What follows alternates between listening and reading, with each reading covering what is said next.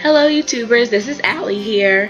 This is my first YouTube video that I'm making, and it happens to be on the topic of interracial couples. I want you guys to know that some of the information I may talk about or bring up may be a little hurtful to some of you guys, and it may rub you the wrong way. But I want you to know that I feel like this information needs to be said, and I feel like it needs to be brought to the light because I believe there's a gap of information or research about why African American women do not date outside of their race compared to our other groups of women. And what sparked my interest in making this video was I was sent a screenshot of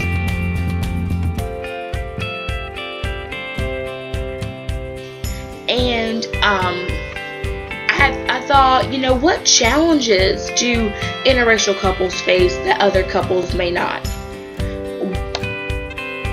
In my English class, we read a couple of articles written by scholarly people, and the one I wanted to explore or use as a main lens to explore how interracial couples' identities are constructed, I used a person named G.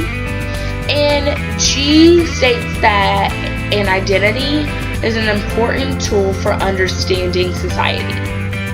That when any human being acts and interacts in a given context, others recognize that person as acting and interacting as a certain kind of person. So your identity can change from moment to moment, from context to context, from who you're with. And he says that there are 4 main categories to view identity. And the one I wanted to focus on that I thought had the most impact on my research and my topic was his identity of nature, your nature identity. And according to G, your nature identity, it's something that you can't change. It's developed from the forces in nature. So it has to be something that others perceive as meaningful. So, and that show you are a certain kind of person. So, for example, eye color would not be a natural identity. Even though you're born with your eye color, you can't change your eye color. It would not be a nature identity because we don't use, our society does not use eye color to differentiate people or to say you're a certain kind of person because you have green eyes or you have brown eyes. So we as a society have given meaning to a nature identity. So I am an African American female. That automatically puts me into a category of people that it puts me into a category where I'm a certain kind of person. Because I'm African American woman, we see that as a way to differentiate between other people. I'm an African American woman, that differentiates me from my white roommate. So it's something that we see as important. So I used him, and I felt like that would be a great one because a nature identity you cannot change. It's already predetermined. So I cannot change the fact that I am categorized as African American female, even if I wanted to. It's nature, it sticks with you.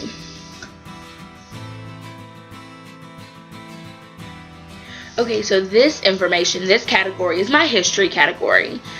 And some of this information, this is where I said it would touch people the wrong way because this is stuff that people don't want to talk about. They think it's too far gone, that we already went through that. We shouldn't go back and relive it, or we shouldn't go back and talk about it. But I disagree. So I put this in my video. In history, it was extremely illegal for a white male to engage in any sort of sexual activities with a black female slave. It was prohibited. It was not supposed to happen. Black women, and even black people in general, were not even seen as human beings. We had no rights. We had no say in our lives. And black women were an easy target for white men to physically and sexually abuse. Because, one, we were women, and women, of course, never have any say in anything, and they didn't back then.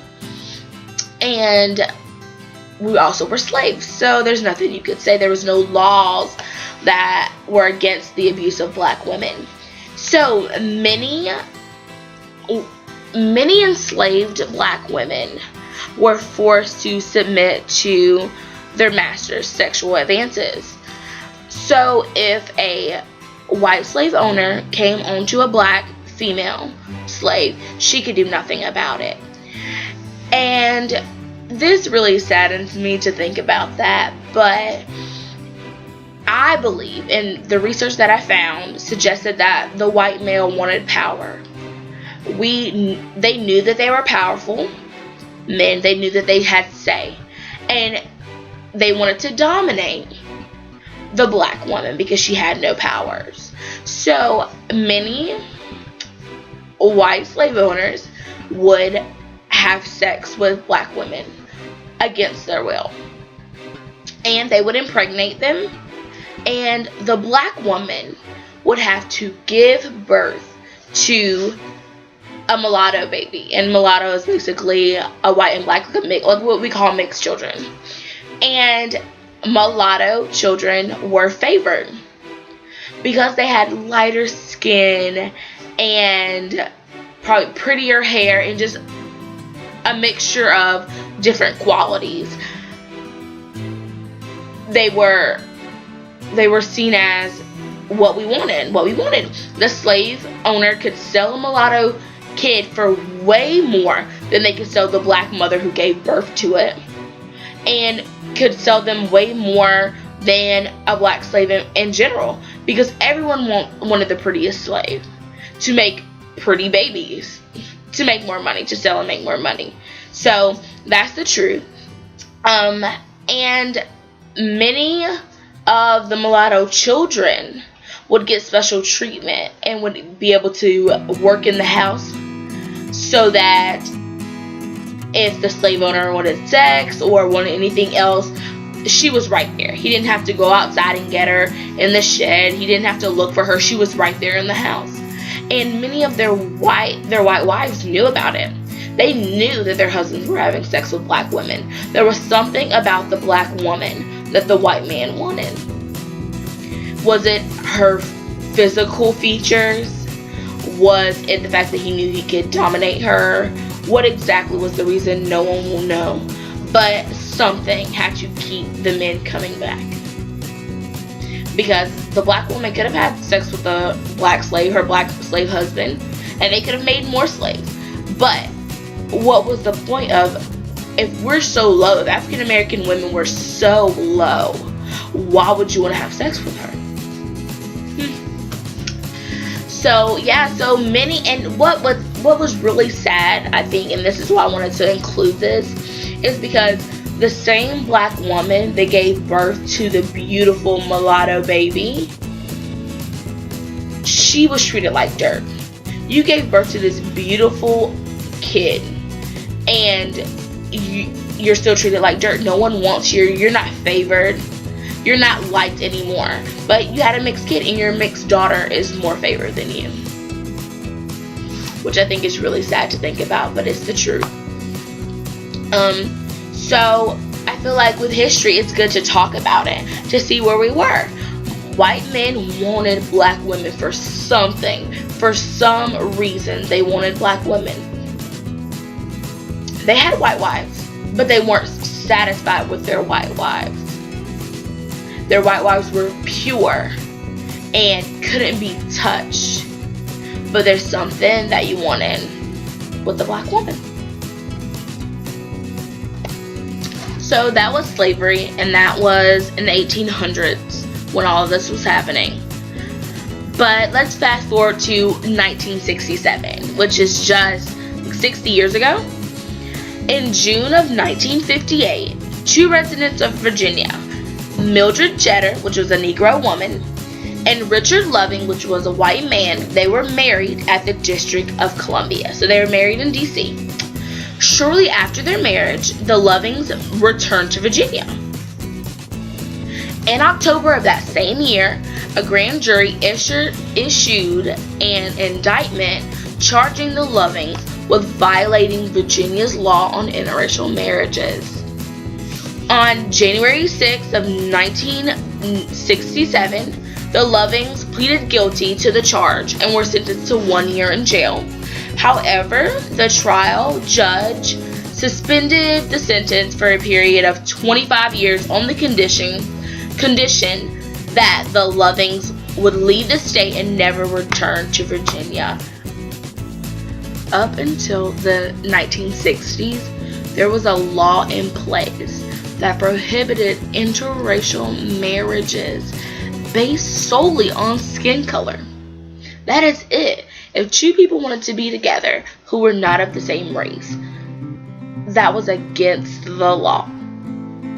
Up until 1967, which is so interesting to think because that was only 60 years ago. That was only 60 years ago that two people that loved each other that weren't the same race would be violating the law and could go to jail for that, which I think is pretty interesting. And basically, the ruling, they took it to the Supreme Court, and the Supreme Court stated that that was a violation of the 14th Amendment. That was a violation of African American rights, and it was unconstitutional to prohibit people from marrying each other because of skin color. And it took them that long to come to where we are now.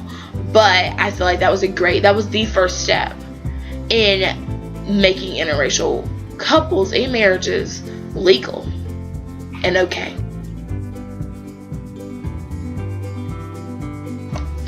So I'm not sure if you guys are familiar with the hashtag on Instagram, but it is hashtag BWWM, which stands for Black Women, White Men, and hashtag swirling or hashtag swirlers.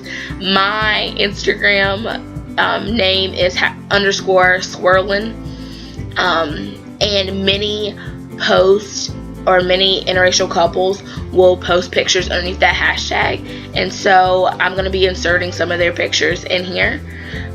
Swirling, if you don't know what that means, if you think of like ice cream and you think of vanilla and like the chocolate mixed together, that's what swirling is. So it's basically used as like an interracial couple thing, like pictures you can visualize it swirling. Well, also while I was Googling and I found the Brody Fletcher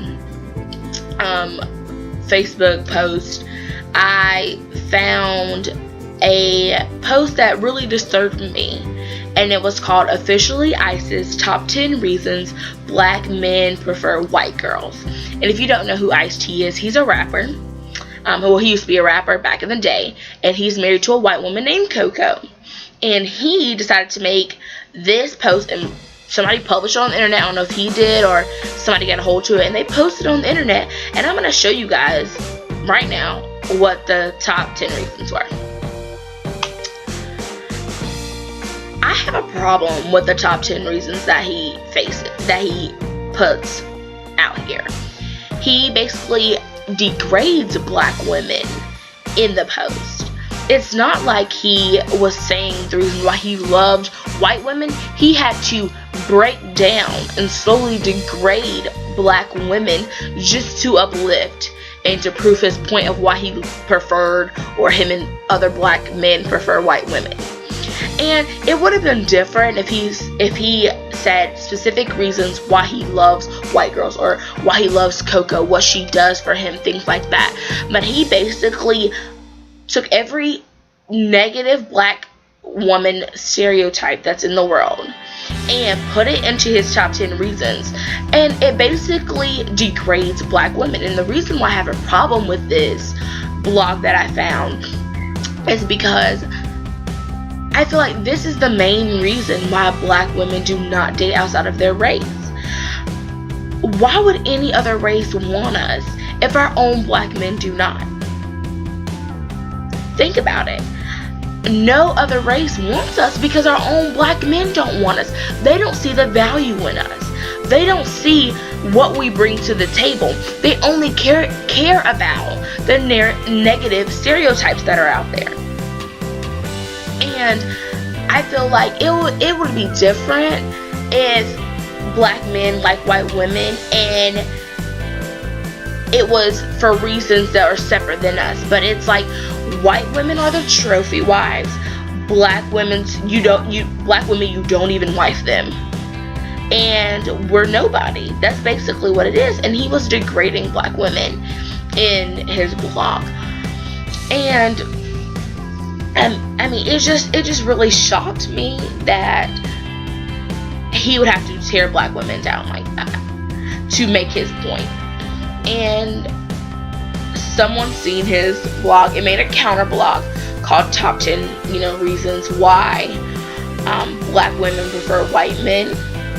And I'm not trying to be biased, but I did like that post better, because the woman, what she did was she did not have to break down black men to their core and use every negative stereotype out there about black men in her post. She stated real reasons why she liked white men, what they brought to the table, separately than black men. She stated the things they do for her, how they make her feel, how much they value her. That's what she put emphasis on, not trying to make the black man look bad. Because just because you're in a interracial relationship doesn't mean you have to tear down the other races you choose not to be with. And that's why I liked her post better. It was based on facts, and his was based on stereotypes. So yeah.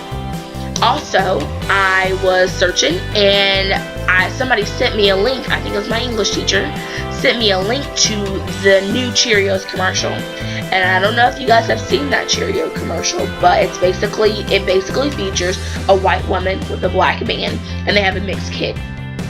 And when the commercial first came out, everybody was so upset and like writing comments about why they hated the video, why the video was so awful. I guess this was the first interracial couple Cheerios commercial, I'm not sure, but they were very upset with it. People were very upset. And I had read an article written by this lady, and she was stating how she thought that society was harder on black men who date white women. And she listed some reasons. I'll link that below. And she basically stated that she thought the reason why people were upset about the Cheerios commercial is because it featured a mixed kid, and that mixed kid symbolized the change that's happening in this world. It symbolized the union of two people that were never meant to be together. How they created someone that will think and believe just like them, that will embrace the idea of interracial couples and relationships, mixed children, instead of this thing in the world now that we have called hate and prejudice. So many people were mad about that. But then on the recap, or the second Cheerios commercial, the same couple, the white lady was pregnant with a second kid, and no one said anything. There wasn't this big uproar. People weren't really mad about it. And she was like, why is that? Why is it that they were mad with the first kid, but the second kid, it's like society was like, okay, whatever, we're used to it now. We were shocked at first with the first kid, but now you're having another kid, whatever. So I think you guys should look at that commercial. You should read the article and choose for yourself.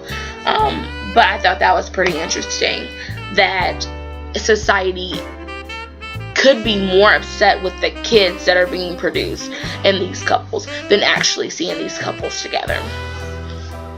Something to think about, huh?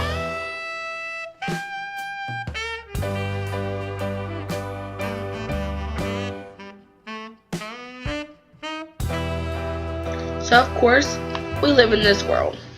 There's going to be stereotypes. There's going to be cultural differences, boundaries, biases, prejudices. There's going to be a lot of that out here in the world. And I think these stereotypes influence our identities in a different type of way.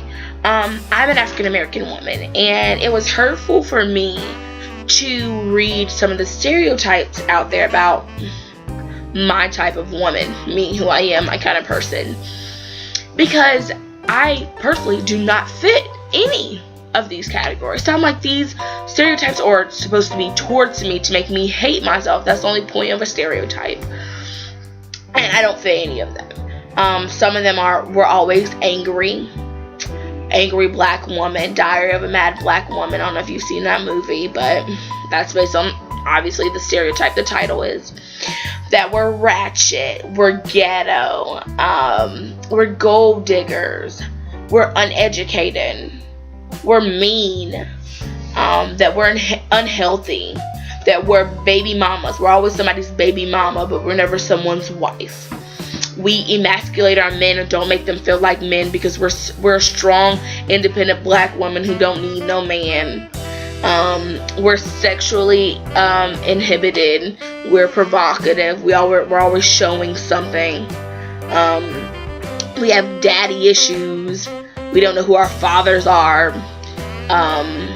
Or we're either all this or we're all that. Like we're all ghetto, or we're all natural, or we all have relaxed hair. Like, just stereotypes like that. And what's interesting is that I don't really fit any of these categories. These categories don't make or break me. I feel like every woman gets angry. Okay. Every woman could be ratchet, ghetto, whatever that is to you. Who doesn't like money? Let's be honest. How do we emasculate our men? Just because we are strong, we are powerful, we are influential, we have a voice, our presence will be known. Just because we have those qualities, how does that make us a bad person? That just makes us different than other races of women. That doesn't make us any worse than other women. And then also, on the other hand, you have the white man. The white man's educated, he's good looking, he's rich, or he has money. And those are good stereotypes to me, but stereotypes in general are bad. But many people think, how do those two find each other? Like, you're on two polar opposites of the world with these stereotypes. How do you find each other? How do you make it work? And I found an article about, and it states, like, how many black women feel about interracial dating. And they brought up a really good point in this article. It stated, and it goes back into history, the history portion of the video.